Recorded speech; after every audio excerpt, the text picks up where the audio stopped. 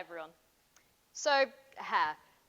Most of us have it, and a lot of us use it as a way to express ourselves and show our identity, who we are. And the same goes for black people, as they can have so many different styles. Afros, braids, cornrows, waves, so many different ways in which black people can express themselves. And some people, intrigued by these amazing styles, may ask, "Can I touch your hair?" And some people don't even bother to ask, reaching out to pull on a coil or tug at a braid. And how dare they, you may ask? How dare they not even bother to ask? But asking in of itself can be part of the problem, because hair to African people has a lot more significance than just how it looks. I'd like to take it all the way back to the start of early African civilizations. In these civilizations, hair was more than just what you looked like.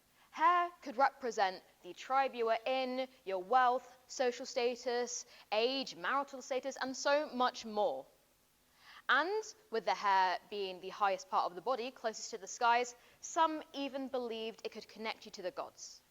The Yoruba culture of Nigeria, the culture from which I am from, would often braid their hair to send messages to the gods. Then I move into slavery. So in the 16th century, the transatlantic slave trade began, with an estimated 12 million men, women, and children being kidnapped and sold into slavery. Now, I know that we have all heard about slavery, but I think one thing we don't always look at is the pictures of the slaves, and more importantly, what their hair looked like, or lack of hair. One of the first things the slave traders did was shave the hair of these people. And as I've just mentioned, the cultural significance of hair, it became a particularly dehumanizing act. And the texture of a black person's hair would change the conditions in which they worked in, which could affect their health and well-being overall, being an enslaved person.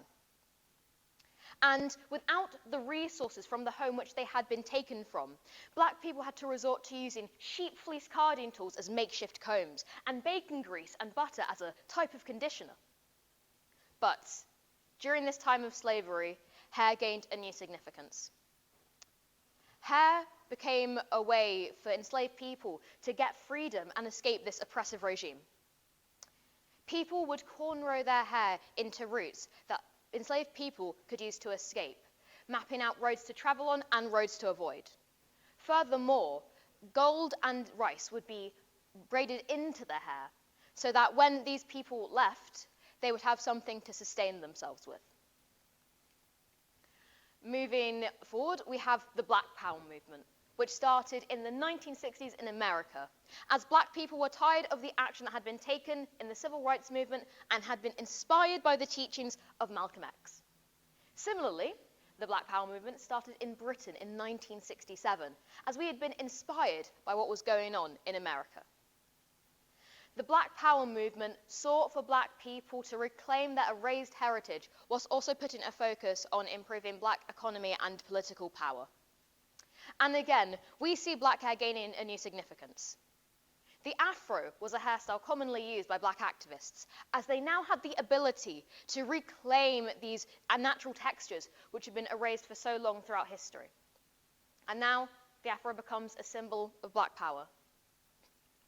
And moving into the modern day, while we are becoming more accepting of black hair, there are still issues surrounding it. The terms good hair and bad hair have been around for centuries. While good hair is associated with more Caucasian textures, long, light, smooth, silky, bad hair is associated with African textures, shorter, curlier, frizzier, darker. And these perceptions, subconscious or conscious, can even make their way into the workplace, as some people, black people, are being called unprofessional with their hair in braids or out in an afro. And this can even affect school children and their education. I'd like to tell you all about the story of Ruby Williams.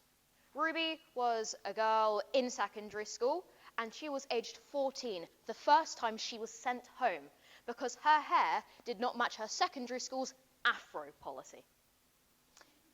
And in order for her to reach the standard of hair expected of the school, it could take her up to half an hour to get her hair ready in the morning. Now, not only does it serve a detriment to her education with her being sent home because of her hair, something which happened multiple times, it can also put stress on the individual. Ruby stated how she was worried that she would be treated differently because of her hair, feeling anxious to go into school, worried that she'd be sent home because of it. Fortunately, Ruby was able to receive an £8,500 settlement out of court, and progress is still being made. The Afro policy has since been removed from the secondary school's website. And even now, we are starting to see more representation in the media of black hairstyles. With more black people being on the screen in talk shows, movies, and TV shows, we get to see a wide range and variety of different hairstyles. A personal favorite TV show of mine and my family's is Blackish. Blackish follows an American family as they are going through their life. And these African American individuals are able to show a whole range of hairstyles, thus normalizing them and showing that there are different ways in which people can wear their hair and that they are something that is normal and accepted. With all this being said today, I hope you can understand that hair to African people is more than just something that sits on top of our heads. It is a part of our identity. It is something that I resonate with greatly. My hair is a part of me. So when somebody asks me, oh, can I touch your hair? The answer is no. It's off limits.